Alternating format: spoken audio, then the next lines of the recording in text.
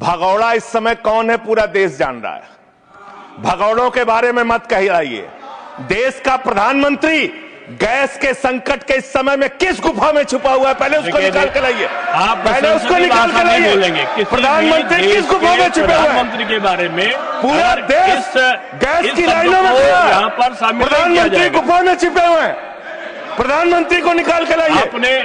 प्रधानमंत्री को निकाल के लाइए।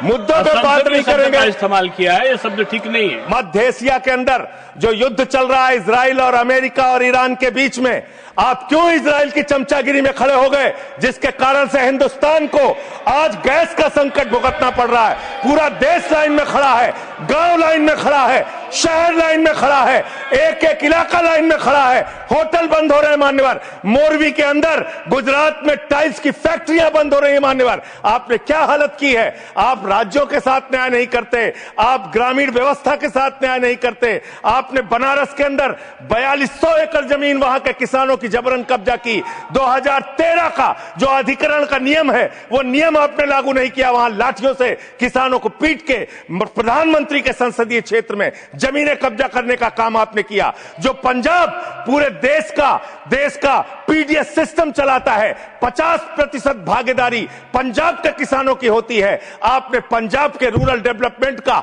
8000 करोड़ रुपए मार के बैठे हुए। आप बताइए क्यों आपने पंजाब का हिस्सा नहीं दिया, क्यों आप वहां के साथ सौतेला व्यवहार कर रहे हैं। बताइए इस देश को और पंजाब के लोगों को। वहां पर बाढ़ आई, आप भी गए थे मंत्री जी वहां पे दुख जताने के लिए। आपने वहां की भयावह परिस्थितियों को देखा था। बावजूद इसके 1600 करोड़ रुपए की मदद आपने घोषित की थी। 16 पैसे आपने पंजाब को नहीं दिए। 16 पैसे। यह आपकी दुर्भावनापूर्ण नीति है जो राज्यों को भुगतनी पड़ रही है, जो देश को भुगतनी पड़ रही है। और ग्रामीण विकास के नाम पर आपने इस देश के गांव में रहने वाली जनता को लगातार धोखा देने का काम किया है, लगातार उनको ठगने का काम किया है। चाहे वो आंगनबाड़ी की स्कीम हो, आंगनबाड़ी की कार्यकर्तियां, हर काम में उनको आप लगा देते हैं, लेकिन आप उनको पैसा देने के नाम पर आपको हंसी आएगी, हंसी आएगी, हंसी आएगी।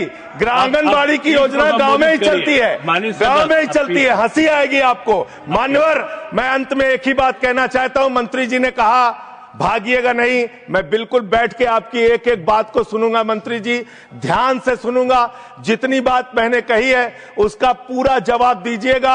और अगर आप जवाब नहीं दे पाएंगे तो मुझे भी उस वक्त बोलने का अवसर दीजिएगा। आप ही अकेले बोलने का अधिकार रखते हैं, ऐसा नहीं होना चाहिए। और दूसरी बात मान्यवर, दूसरी बात, इस समय भगौड़ा कौन है, ट्रंप की गुलामी कौन कर रहा है, पूरा देश देख रहा है। माननीय, जो भी चर्चा के दौरान जो भी सदस्य असंसदीय शब्द आया होगा वो शामिल नहीं होगा चर्चा में। अब अगर है तो नहीं होगा, अगर असंसदीय नहीं है तो शामिल होगा।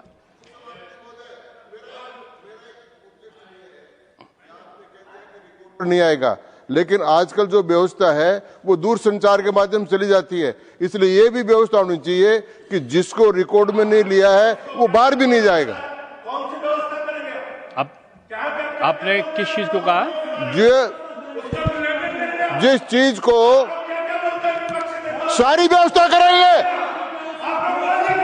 जेल के शिक्षों में रहोगे और रहे और रहोगे। नहीं बोल सकते, आप सीधे बात नहीं करेंगे माननीय सदस्य, आप सीधे बात नहीं करेंगे, आप सीधे बात नहीं करेंगे। आप पीठ को संबोधित करिए, आप पीठ को संबोधित करिए। ये आमने सामने बहस का मुद्दा नहीं है। आप संसद में हैं, माननीय संजय सिंह, माननीय सदस्य, आप पीठ को संबोधित करिए। आप इस तरह से बात नहीं कर सकते।